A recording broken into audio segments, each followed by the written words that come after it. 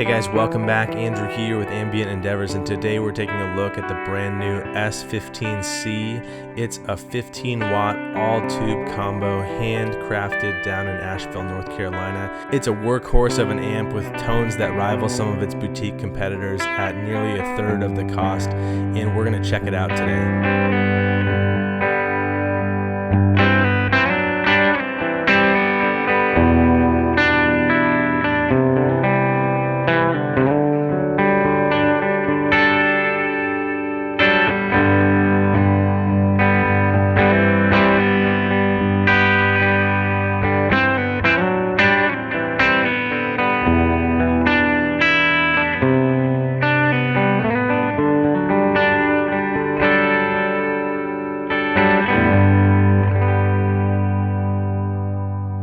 It's really kind of shaping up to be an amp-centric summer here in the studio. I've been having a ton of fun getting to play new releases from a few different amp builders, and I am so excited to have this Marla amps in the studio to showcase for you today. Marla is a builder out of Asheville, North Carolina. I've had the pleasure of having a few phone calls with Anthony down there.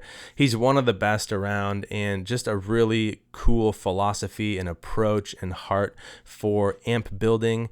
And I think that the ethos of Marla amps is really cool. It's geared towards the working musician, geared towards someone who just kind of wants a no-nonsense, great sounding amplifier and doesn't want to pay for all the frills and kind of excesses that can sometimes come along with the boutique market. And so we're going to dive into this amp and just talk about what you get at a price point of just under $1,000 and kind of digest that value, the pros and cons, and the sounds and tones that come along with it. But first off, if you're new to the channel here, thank you so much for clicking on the video and watching. Please hit subscribe below to stay up on all the future content. Go back to the back catalog and check out some of the other videos on amps and guitars and pedals if you are interested in that. And please engage with the community here below in the comments with any questions or thoughts that you have. I love to kind of have this be a dialogue as much as we can. And a big thanks again to Anthony at Marla for sending this amp up to demo and to check out today. So this new S15C is kind of asserting itself as sort of a focal point of the Marla lineup. It is a straightforward, great sounding all tube combo, 15 watts of power from a 6L6 power tube. You have an ECC83 preamp and a 5Y3 rectifier in this amp. And you've got a really nicely paired MojoTone Anthem ceramic speaker in there to project the power and the tone and the textures from this 15-watter. The philosophy that Anthony tends to take with these amps is to kind of leave it as blank slate, as simple and straightforward as he can. And so you'll see that in the control scheme here of the S15C. You have a high pass filter here to control your low end.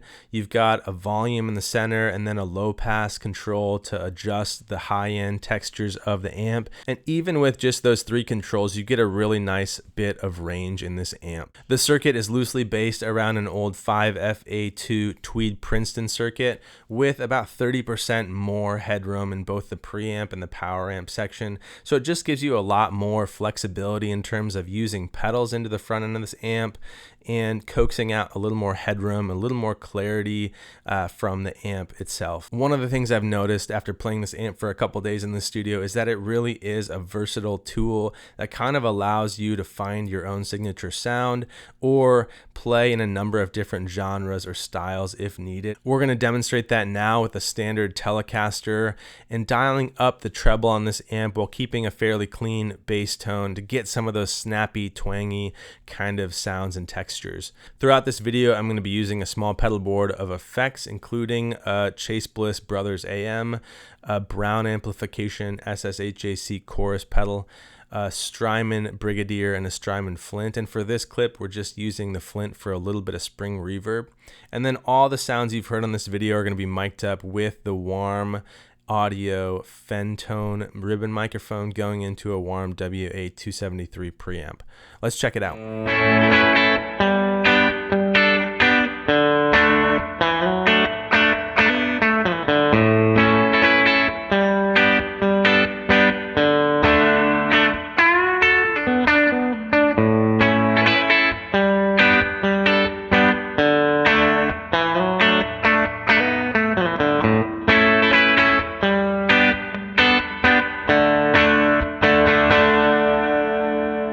The labeling and even the knob selection is sort of an homage to Anthony's time in the synth world. And what I found with these two EQ controls is that they're very dynamic. There's a wide range of tone shaping that you can do with each of them and the combination of both. So we're going to show in this clip just how you can kind of coax a good amount of warmth and kind of low end bass response out of this amp with that bass control.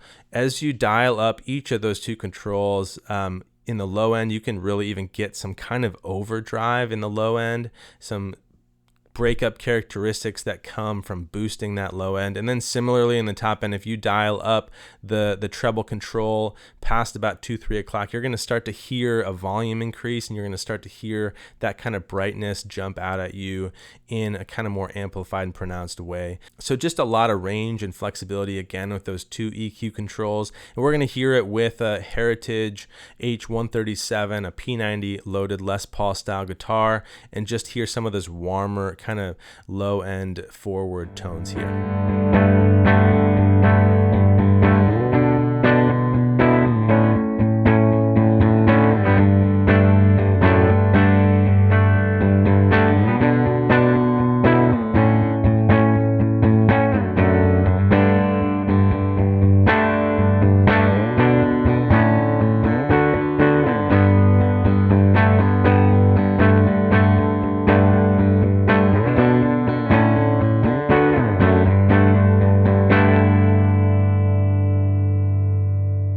Other elements of this amp that are worth noting are that you have a high and a low input on the front side to just kind of allow for different guitar pairings, different amounts of headroom or kind of power and clarity there. You also have an output jack on the back to send to an external speaker cab if you want, along with a 3-way ohm selection switch there to pair with your preferred cabinet. And then as you'll notice, it's just a no frills presentation. There's a cost savings there, obviously, from not kind of leaning into the aesthetics and the cost of Tolexing or kind of designing the cabinet. And so you kind of trade that off for that attractive price tag. It's anyone's preference, right? So if you're someone who is really a fan of the kind of artisan, boutique, visually pleasing presentation of an amp, this might not be the amp for you. But as we kind of said at the top, you do end up paying a premium for some of those kind of aesthetic upgrades or add-ons in different amps. And so that's just something to consider as you're shopping for an amp, as you're looking at these Marla amps. It's really an amp where you get what you pay for, you get exactly what you see, and you get a really solidly built, great sounding combo at a really wildly competitive price. Let's hear another clip here with a Squier Paranormal Telecaster loaded with some PAF style humbuckers. We're going to add the Brothers AM for a little bit of overdrive into the front of the amp here and hear how it can kind of handle some more gritty kind of rock and roll type sounds.